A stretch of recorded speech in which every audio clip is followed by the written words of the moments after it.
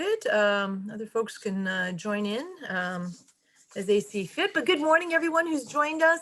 I'm Dolores Fabiano. I'm the Executive Director of the South Niagara Chambers of Commerce. Thanks for joining us for what is the final session of our three-part Learning Forum series. I want to start by acknowledging our co-hosts, the Grimsby, Lincoln, and West Lincoln Chambers of Commerce, and the Niagara Board of Trade and Commerce. We welcome all of our members from across Niagara. I want to acknowledge our sponsor, Venture Niagara. Frank Rupsik and his team always do a great job of supporting local business. So thank you for your support on this series. And also, of course, our tech sponsor, B4 Networks, Brian LaChapelle and his team do a great job of making sure everything looks good and sounds great. So thank you, Brian. Thank you, Dolores. Before I introduce today's presenter, I just want to let all of our participants know that we encourage you to submit your questions with the Q&A button at the bottom of your screen throughout the entire presentation. Jhon will address the questions at the end of the presentation, so don't be shy. Send all of your questions. So today we welcome Jhon Canon. He's the Human Resource Manager with On Demand Staffing, a company that offers staffing solutions and employment opportunities across Niagara and Hamilton. I can also profess that they're great neighbors as their office, one of their offices is located next to our Welland office, chamber office. Jhon, I know you have a lot of information to share, so let's get to it. Thank you, Dolores, and good morning, everyone. I am very happy to be here. I'm very excited to be part of this learning series. So far, it's been a great series. The 2 sessions by Elisa from the Center Strategy provide a lot of value. And I hope that my presentation offers as much value. If you didn't have a chance to attend the 2 sessions, I recommend you watch them. They're available in the Chamber's website. A huge thank you for everyone that made this possible. The Chamber, of course, Dolores. And as you mentioned, if there are any questions at the, please send them in and we'll be answering those at the end, okay? Let's get this presentation shared. Perfect. So today we'll talk about best practices during and beyond COVID-19. And we're going to talk about 3 items. Workplace safety is very important. Our workplace has been transformed, and we're going to talk about this. We're going to talk about remote work, work from home, whichever way you want to call it, which happens to be the new normal for a lot of us. And then we're going to talk about recruiting during this time and beyond.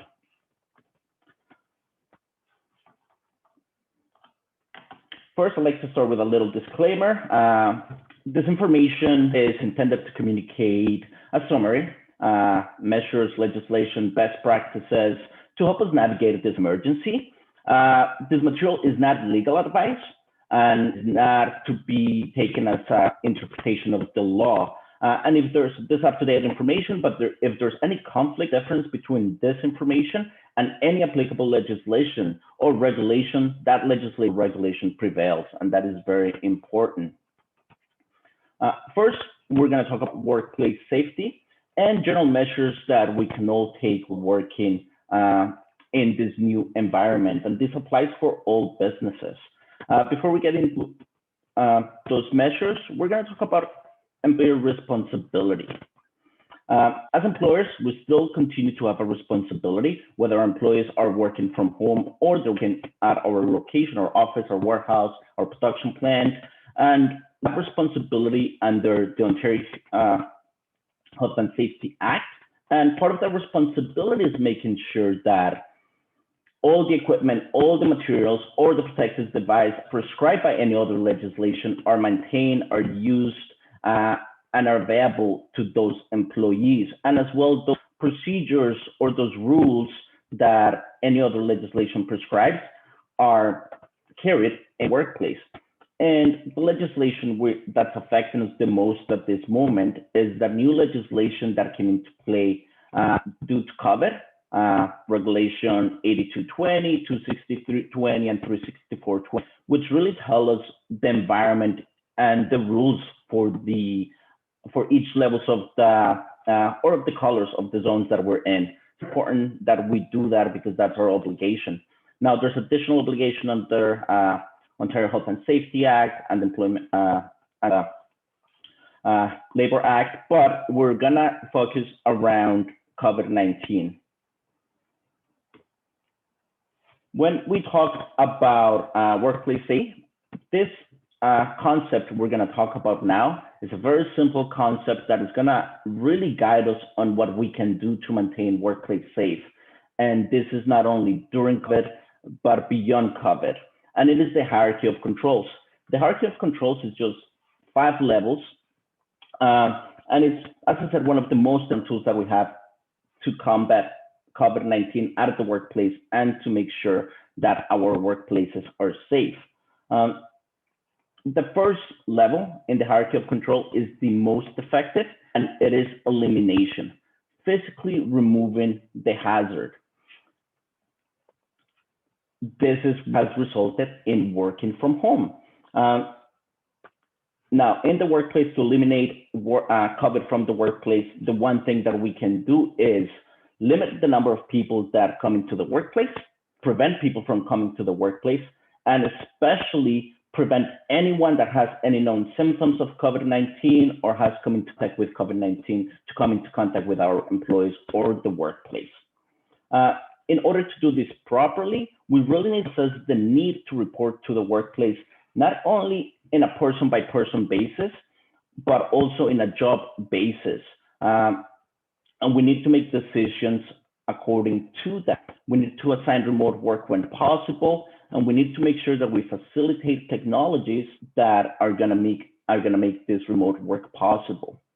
Now, substitution doesn't really apply for the context of COVID-19 because the hazard cannot be replaced.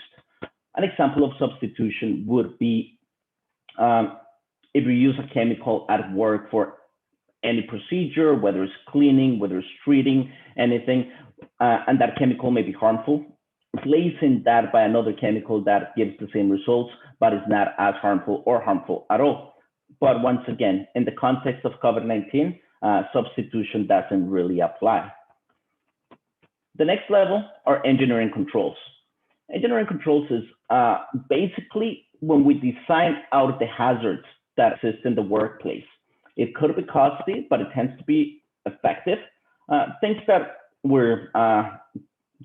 are considered engineer controls are hand washing stations, making sure that there is enough hand washing stations, that we have adequate amounts of clean water and soap at work for employees and for ourselves to clean our hands. Using equipment or technology to eliminate the need for employees to work in close contact. Use air filtration devices with HEPA filters. It's also engineering control. Starting to use new exits or entrances for employees to have more than one way to enter the workplace, and also planning walk paths, redesigning our areas of work to reduce the number of people working together. Those are all effective engineering controls that can really help us battle COVID-19 at work. And of course, what we see every day that we're out at the supermarket or at the store, physical barriers between workers and the public or between workers themselves. Another very important part of the hierarchy of controls in the context of COVID-19 are administrative controls. And really, administrative controls are done to limit the exposure of COVID-19 by changing the way we do certain things, certain tasks. We do this by creating new policies, procedures, and by educating all parties in the workplace. The main forms for administration controls are policies, procedures, education, scheduling, and signage. So policies, an example would be all workers must maintain social distancing, or anyone entering the premises must get a screening questionnaire. A procedure would be the steps that will follow that are created once we have those new policies that give guidance on how things are now have to be done. Education is very important in the context of COVID-19 and every hazard. Employees need to know what risks are. They need to know things beyond what the symptoms are, beyond what the policies are and the procedures. They really need to understand well what their requirements are, what their responsibility is. A good way to maintain education consistent and cost effective is by doing talks, by doing pre-shifts, by having an end of day meeting in which we review those things.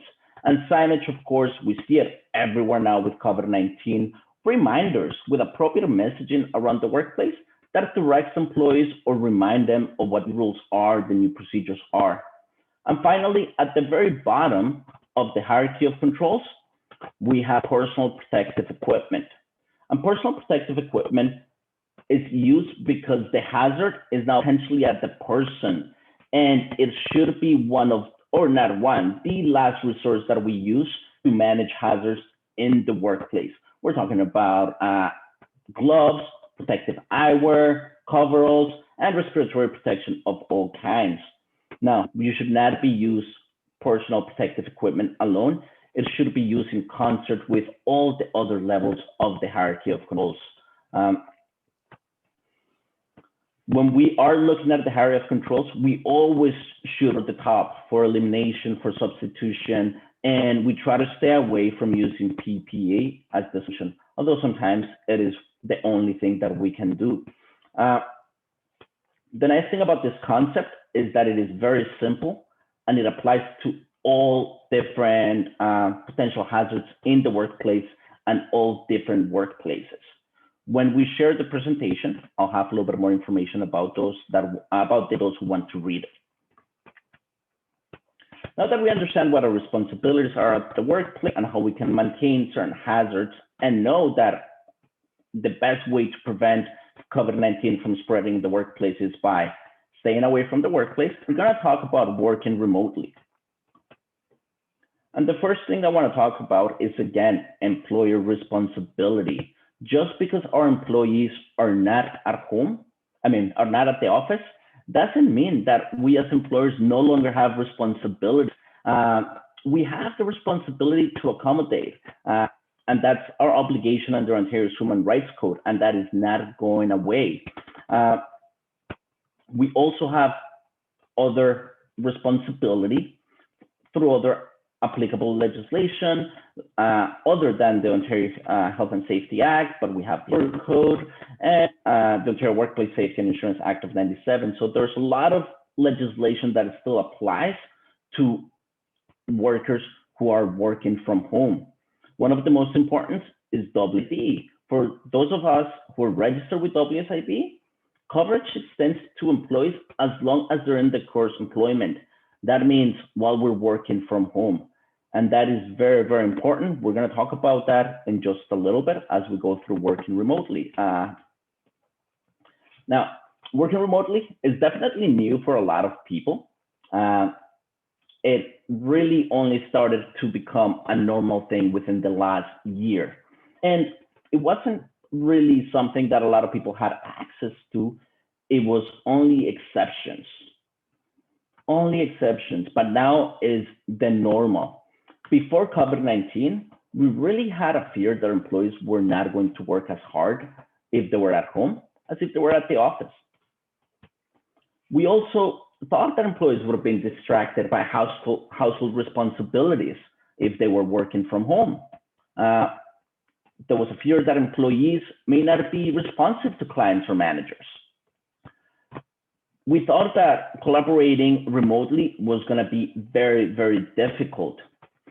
And we knew that there were deficiencies in technology, whether it wasn't available, we didn't know it existed, or we didn't have access to it.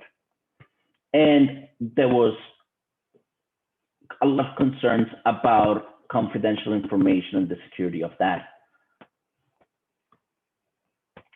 A year later, we've learned a lot about working from home, and some of those fears still happen, but things that there's good news about the working from home environment, but we still know that privacy is a concern, and it will continue to be a concern. So as employers, we need to be mindful of this when we're having employees work from home. We realized that we do have the tools to work remotely. We learned about them. Zoom. A lot of us did not know what Zoom was a year ago. Now we all know what it is, and we all use it or use a similar tool to communicate. but not everyone knows how to use them properly or how to use them in their context of their work. So that is also something important to keep in mind. Now, good news, businesses continue to operate and they continue to thrive in a challenge, but those that have adopted technology, have been able to adapt to the new environment, continue to be successful. We also realize that when we use that technology, collaborations can happen really. In one of the sessions with Elisa, the first or second session, she covered some of these tools and she provided really good information about some of the tools that we can use to collaborate, things like Miro boards, things like Google Documents, things like Zoom. But once again, we have to make sure that employees know how to properly use those tools to maximize the return and for collaborations to continue to happen. By now, we know that not everyone's going back to the office and not everyone's going back to the office full time. It's good as long as we have done what we need to do as employees to make sure that we facilitate and give our employees everything they need to be successful in the office and or working from home. And we're going to talk about this in just a moment. The working from home environment is giving us opportunity to redirect resources as well. A lot of employers usually looked at this as an opportunity to save money, but in reality, it's an opportunity to invest resources that were directed to the office, to the workplace, into better resources for our employees who are working from home. Now, we've also learned that employees are facing pressures at home. Some of us are looking at kids because they're not at school, because we don't have access to daycare. Some of us are not comfortable going or having our kids go out. Some of us have responsibilities with our parents. So there's new pressures at home that are going to influence the remote work experience. Employers, we need to understand that so we can help our employees navigate those challenges. And of course, those feelings of isolation and insecurity that we all have today. Once again, we need to know we need to have communication lines with our employees, offer some sort of assistance or guidance on how to deal with these situations. And the key to this is flexibility. We have also learned that employees are working longer hours. I have question marks there because are we really working longer hours or do we feel way? I want to bring up this graph. This was provided by Bloomberg. This information gathered by NordVPN teams. They're a network service provider. And based on the information that they have, employers in North America are working about 2 hours extra per day, or they feel like they're working an extra 2 hours extra per day. As employers, we need to understand how this affects our employees and what we can do to help them with. When we're working from home, that dividing between, that balance between work life and home life doesn't really exist. As employers, we need to be aware of that, and we need to guide our employees in a way that they can work remotely, they can be successful, but they don't feel overworked. One of the best things that we can do for this is make sure that employees have a dedicated workspace that they use for their work. That way they can separate what their activities at work from their activities at home, which makes sure that our employees are not taking this type of Zoom calls from bed or from the couch, because that's where we spend our personal time and our family time. And it's really not healthy, and it makes us feel like we're working longer hours. Now, a result for longer hours could also be pressures at home that get our attention throughout the day. And because we were not engaged during some time of our regular schedule, we end up working a little bit after hours to make up for that. But it is important to understand these effects. Now, we have some remote work recommendations, so we all can continue to be successful while working remotely. Number one, and probably the most important thing, create a policy and define procedures. And we are going to talk about policies in a little bit more detail next slide. Provide training. There's no point on having Zoom, Miro boards, Google Docs, and anything else you'd be using to facilitate collaboration and to facilitate remote work, we're not training employees on how to properly use these tools.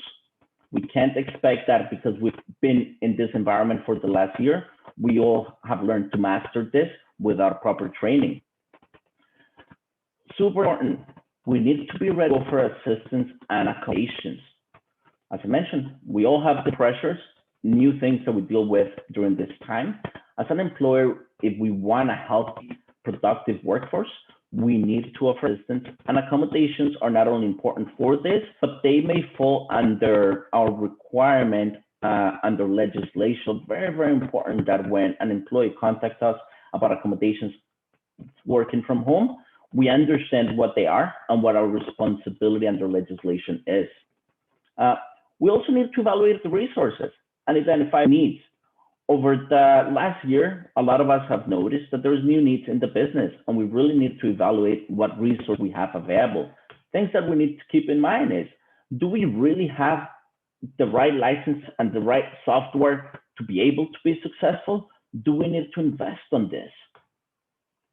Do we have appropriate IT support to make sure that the information that we that not only that the systems that we have, but the information that we have access to is secure? IT support is going to be very, very important for that. And insurance. Is your insurance going to, is your insurance, the insurance that you have, that's the workplace, is it gonna work for you when the majority of your workforce is working remotely? We need to understand what those new needs are, and we need to understand the resources that we have available for that. And something that is very important for those that have employees working remotely is we need to exercise due diligence when it comes to the home office setup and the equipment that the employees use. This doesn't mean you need to go finish your employees' home office. What this means, we need to understand and we need to give direction because we have liability. And I want to bring up this graph from information from 2018 provided by the WSIB. When we look at the leading nature of injuries for 2019, we can see that it was sprains, strains, and soft tissues in the back, shoulder, and wrist. That's what hurts when we're in front of the computer for so long. And if we don't have the proper equipment or the proper setup, we're going to see an increase in this type of injuries. And that, if happened in the course of employment, may be a WSIB claim for some of us. So it is very important that we're involved in that setup and that we communicate with our employees to understand what their needs are. Now, the remote policy is very, very important. And we're going to talk about a few of them that need to be included in this policy. Number one, and the most important thing, your philosophy about remote work. Only doing this because of COVID, and do you expect everyone to return to the office eventually? Or is the new normal? Are you only offering this for certain people that meet certain conditions? Very, very important that we communicate this to our employees, and we have this as well able to potential new employees that we want to hire, because it will influence their decision of working with us. Expectations about productivity are important. We cannot expect our employees to be productive if we do not communicate what those expectations are. We also need to provide them instructions on how to record the hours that they work or the tasks that they complete. This is really going to help us address those issues that we have about employees working longer hours than normal. We need to review our rules when it comes to time tracking and overtime, and we need to reference them in this policy. Once again, this will help us somewhat match the amount of time that employees are actually working from home. Also, availability, what the work hours are, what the time frames to receive communication from clients, whether it's email, there is calls. We need to give them guidance, and we need to create those type of expectations so they know what they're working with. Very important, dress code for virtual meetings. It doesn't happen as often, but at the end of the lockdowns, we saw a lot of videos, people not dressed properly for work in virtual meetings. we need to ensure that we have that dress code policy or part of that dress code in our comprehensive remote work policy.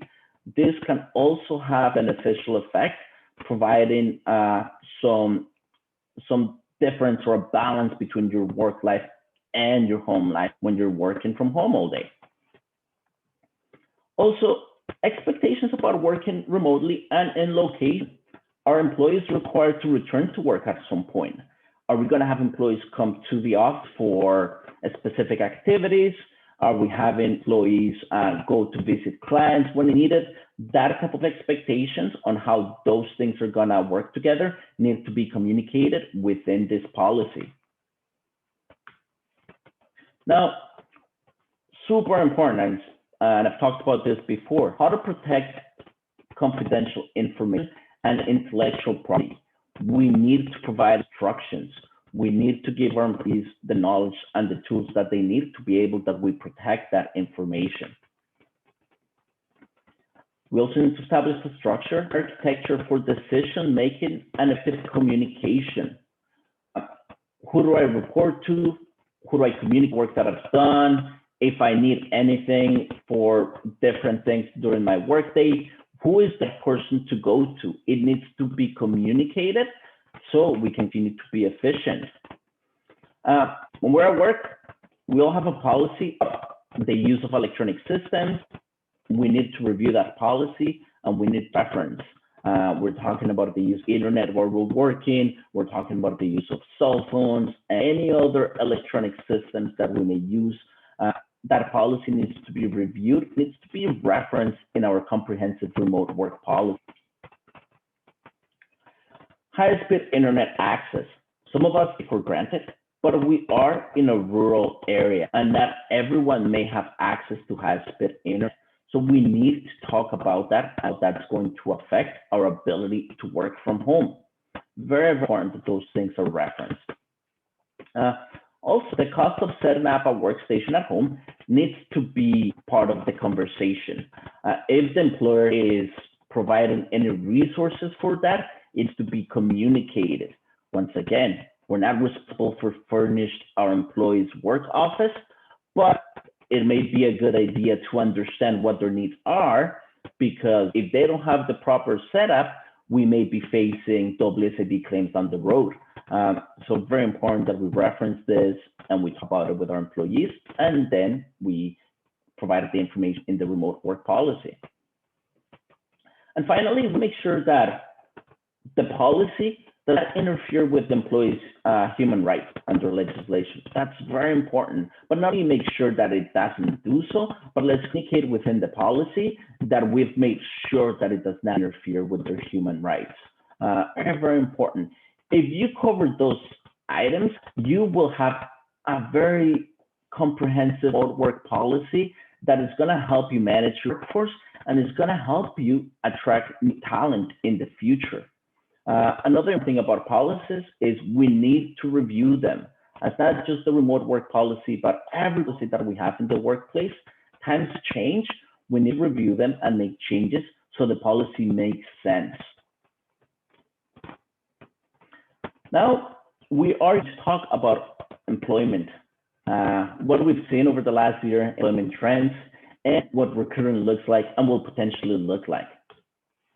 First, I want to talk a little bit about information that's available about employment over the last few months. So December wasn't that great of a month. We had employment increased by 62,000 jobs, and it was the first decline in employment since April 2020. There was a nice trend, and then December, due to this wave and new restrictions, we really saw a decline in employment. And that continued into January with an extra 200,000 jobs that were lost. Now, here's how the employment market has been behaving since over the last year. This information is provided by Statistics Canada and the BDC. And we can see that at the beginning of the pandemic and the lockdowns, employment really suffered, while we as business owners had some time to look at what we could accommodate and how could bring our employees back to work. And as we did that, employee numbers went up. But once again, we're seeing a decrease. And what we've noticed is the majority of the losses have been concentrated in the food and retail services. And for Niagara, this is important because our economy is very influenced by retail tourism. But we also saw a lot of industries thrive during this time. We're looking at around 1 million jobs that are yet to be recovered from all that were lost last year. And we're probably not going to see the same employment numbers come back until next year. We're not only talking about people working, we're also talking about participation rates. We're also talking about unemployment rates. So it's still a long way to go, and we still have a lot of challenges when it comes to employment. And we're going to talk about what those top challenges for recruiting in this new environment that we are in are. Number one, COVID-19 related impacts. Whether we like it or not, it's a huge part of the recruiting environment, the hiring environment. And there are different aspects of that. We have a shrinking candidate pool due to a couple factors. There are changes in family and personal responsibilities, and a lot of us have had to adapt to those new changes, and some people have had career choices to be able to adapt. The government has provided opportunity for people to take care of those family responsibilities and those personal responsibilities through benefits that are available. Extension of these benefits continues to give us that opportunity to deal with those responsibilities, but it does have an effect on the workforce, and it is actually a candidate pool. Now, once those responsibilities are handled, and as those governments run out, we are going to see a candidate pool that is saturated with unskilled and inexperienced candidates. And this is make it very difficult for those that are going and trying to attract talent to bring in the right talent, because we are going to have a lot of people that have some of the skills, some talent that we're looking for, but they're not really a good fit. And we're going to have a lot of candidates to sort through and review and interview. So it's going to make it very difficult to hire in certain sectors in this area. Because of COVID-19, there's also a huge uncertainty of the economy and future growth of companies. We're still getting details about COVID-19 itself, about vaccinations, about new variants. So all these things that we don't know about really are going to be a challenge when it comes for companies to make those decisions to hire or bring in new talent. And believe it or not, even though we have over 1 million people that are not working from last year, there's still skill shortages and skill gaps in the talent pool. Just because people haven't been working over the last year doesn't mean that people have been engaged in upgrading the skills, because they're dealing with other things. And as we employers, government organizations continue to see the shortages, we're going to see more opportunities for candidates to work on skills, to get new training, to fill those gaps that we see in the workforce. But this is not going to happen overnight. It's already happening. Both federal and provincial governments have budgets and programs available for training, for reskilling, but it's going to be some time before those skills are available in the workforce. And while those candidates are upgrading skills, they're probably not going to be engaged in work, which is going to take more candidates from the employee pool. So those are some of the top challenges that we're dealing with in 2021. Now, before we go into what we can do to hire, I want to talk about what we can do to maximize our workforce that we currently have, because we should always do this before we hire employees. And some of these items are going to be in the context of COVID-19, but we're going to talk in general as well about some practices that we can do to maximize and maintain that workforce. Number one, We need to use data to understand how this pandemic is affecting your workforce. Do we have someone in the organization that is responsible for collecting and managing information about staff absenteeism, vacation time, trends? And do we have a backup for that person just in case of urgency and they can't continue doing that task? And do we have historical data for that? Average numbers of staff absences due to illness and vacation, we can prepare for the upcoming months. If we've been looking at data from the previous year, it will make it a lot easier for us to understand our current resources and how to maximize and maintain them. Important that we have all our employees' contact information up to date, especially if we've had employees that have not been working over the last year. We're planning on having them back to work. We need to start contacting them, engaging, making sure that we have contact and we know whether or not they are ready or when they're going to be ready to return to work and how this aligns with our plans. Very, very important to do that. Another thing that a lot of us don't really do is we need to understand what roles or what responsibilities other coworkers can fill.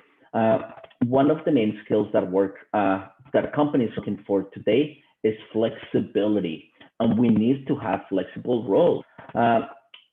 A good idea is to do an inventory so we can understand who within our organization can do certain functions from a different department or for a different job, event that need comes up. Now, have we trained our employees? Have we used the time that we've had, if we had a slow year, to develop skills, to have a more flexible workforce? We should be looking at this. We should be giving people the opportunity to expand their skills so they can assist in other areas of the business. That we maximize the resources we have at hand.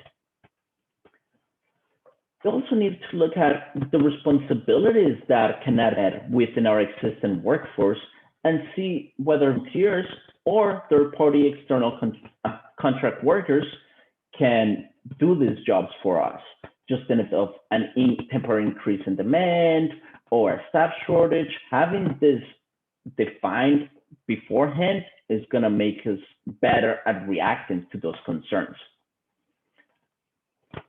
Has anyone retired at your organization lately? If they have, let's contact them. Let's make sure we have their information and that information is up to date. There may be employees who retire that are potentially ready or willing to return to the workplace temporarily or in part-time basis to help us with those needs that we may see to COVID and due to the labor gaps or skill gaps in the labor market. And have we considered a third party like on-demand staffing to assist with those shortages? It is a very good idea to have at least the knowledge of how companies like ours work and how we can assist you, not only to deal with shortages due to absenteeism, but as well as growth and fluctuation, especially in an uncertain market economy like the one we're in today. We need to be ready to make that permanent commitment with new employees, but we may need to bring talent, and companies like ours offer a great opportunity for that. Some of us are going to be lucky enough to hire because we're growing. And there are certain things we can do when we're looking at recruiting that's going to help us navigate this new environment. Very important, we need to identify where our audience lives. That audience is your talent, the talent that you're looking for, especially if you're in an industry that has seen or experienced gaps. You need to build a presence in where they live accordingly. Whether or not you're hiring, you need to start engaging and you need to be very proactive with the talent communities that are relevant to your business, whether they're professional associations, whether they are the Chamber of Commerce, anything like that. Let's be engaged and let everyone know who we are, because that's going to help us bring talent to our organizations. When we're hiring, we need to search our candidates like customers. When we have skill shortages, employees can really choose where they want to work And in order for us to attract them, we really need to sell them on what we have to offer. And there's two things we can do for that. Number one, create a value proposition. What are you offering? What are the good things about working for your company? What are those stories that have come out from previous experiences? Let's communicate those things. Let's give them a real idea of what working for our company is like. Not only when we're posting job descriptions because we're hiring, but also when we're engaging different communities that we engage with to be relevant. Share stories. Share your company values, your mission, your vision. That is very important. Not only complements your value proposition, telling people who you are and what you believe in, but it will attract talent, shares those values and those views. So those things are very important when you're communicating to your candidates who you're creating like customers. Technology, very important. You need to lean in technology for virtual recruiting and onboarding because they are here to stay. They are new normal. We need to understand that having video interviews through Zoom or whichever platform you use, very important because not only gives you an opportunity to gauge how they communicate in this new media, but also that's what candidates are expecting today.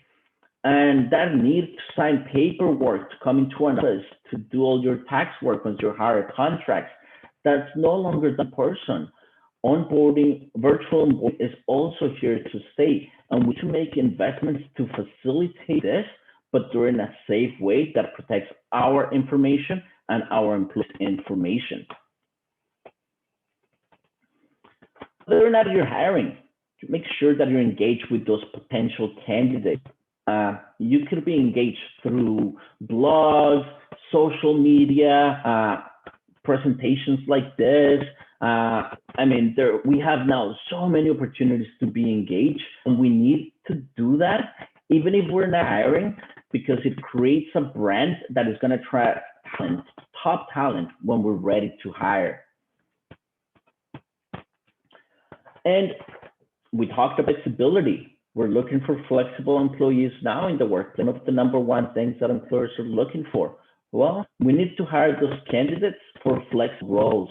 That way, when we do bring a new person into our organization, they can move and they can assist other departments or other tasks as required. And that's really going to help maximize the investment that we make in those candidates. And also, consider contract employees. It is a great resource. Experienced third-party companies like Cont Staffing not only have the expertise and the resources to hire in the new environment, but this is what we do. We have invested heavily in tools that allow us to work remotely, collaborate remotely, but more important, do that onboarding and that recruiting in a virtual way, in a safe way. So it's definitely a good idea to consider this type of process in this new environment that we're in today. Now, that brings me to the end of the presentation. I'd like to answer any questions that there are.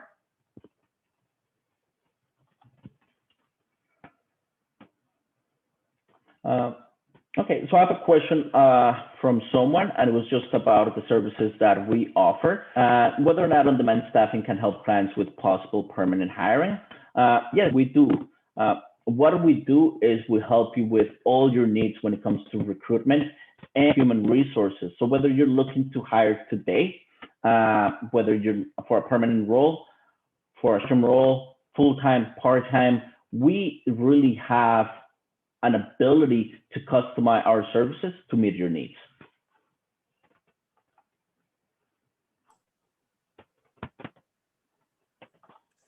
Okay, well, that was a great presentation, Jhon. Thanks for sharing some great insight. Lots of valuable information that our members can certainly put to use. So much of what you said really resonated with me. You know, the flexibility, the cross-training, the fact that the digital economy is here to stay. I guess moving forward, as we return to, in office or on-site work again, what would be the one piece of advice that you would share with employers for an easy transition back to what we were used to? We may not be ready to return yet, and there's still some time before we go back to pre-COVID environment or this new normal, but we need to start preparing right now. We need to engage our workforce in conversations about their needs, the challenges that they've experienced, what they want to see in the future. And we need to work together to come up with those new rules and with those new procedures and what the new way is going to be. Very, very important that we engage that workforce because we want to retain them, and their opinion is very, very important. So that would be my number one piece of. That's great advice. That's great advice. You're right. Be prepared for when the time comes, and in this day and age, it's impossible to know what tomorrow will bring, but all we can do is our best in trying to prepare for that. Again, just a great presentation, Jhon. It looks like maybe we received another question while we were chatting.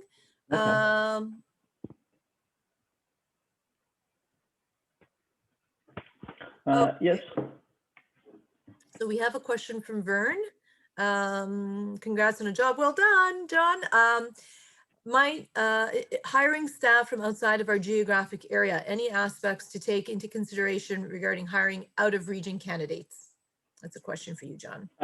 So in this new environment that we're all operating, we're going to see certain jobs looking at candidates from outside of our geographic region. This new technology, this last year of experience and everything we've learned is going to give us that opportunity to look at candidates, consider candidates but probably not considered before.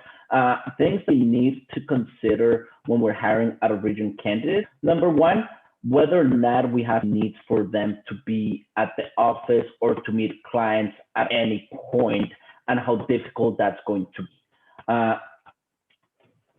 Number two, we need to really understand how competitive our wages can be as compared to the wages in other regions.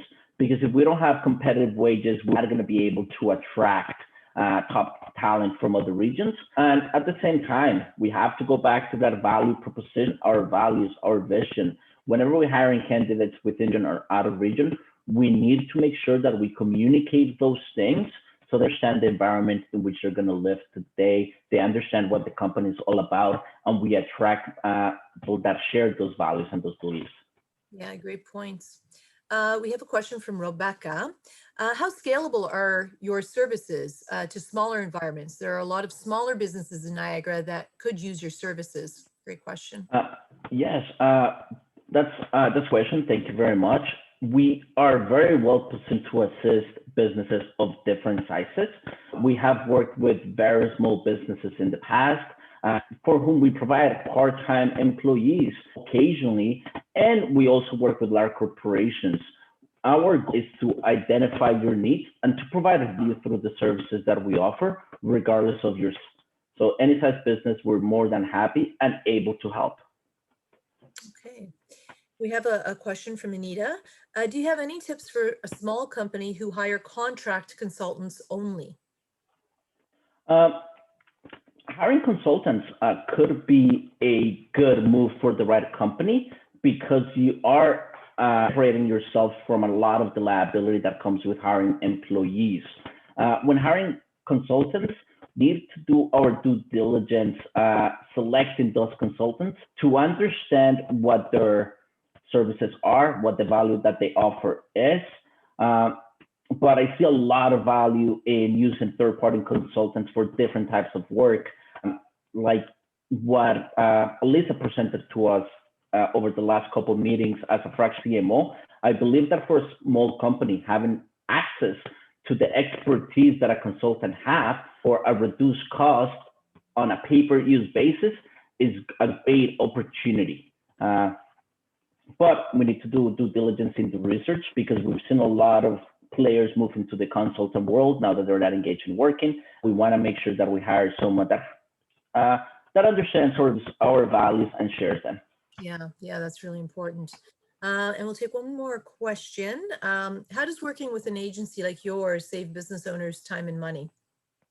There's so many ways that we can that we help you saving time and money. Time, I mean, as I mentioned, we're going to see our employment market that's oversaturated with unskilled, inexperienced candidates, and a lot of us have spent days going through resumes, scheduling interviews, and it takes a lot of time from your day to day that you could be utilizing in managing your business, in your growth, in activities that produce revenue. You no longer have to do those things as a service like ours because we take care of all that work for you. Also, hiring a new employee has significant costs when it comes to the commitment that we make and the liability that we take from those employees. When you hire or when you're engaged with a company like ours, you have so much flexibility to your changes and you no longer have to worry about the liability or that commitment that comes from hiring a permanent employee. That makes a lot of sense. It would save a lot of time. And for a lot of companies that don't actually have an HR manager or an HR person, this would be a great way to go. Thanks so much, Jhon. Such a great presentation. I've learned so much. And I'm happy that some of the things that you were talking about, it's not just me. Sometimes I think about these things and it's like, oh my gosh. But I'm happy to hear that it's everyone who's experiencing these things. So this wraps up our Winter Learning Forum series. It was a fantastic series with both Alyssa and Jhon presenting some great information. Thanks to everyone who's participated. We have recorded the session, so you can find it on your local chamber's website if you want to find some information or go through the presentations again. Again, thanks for joining us. Thanks to our presenters, Jhon and Alyssa, in previous recordings. And stay safe. Have a wonderful day. And I'm sure we'll see you soon. Thank you, everyone. Everyone has a good day.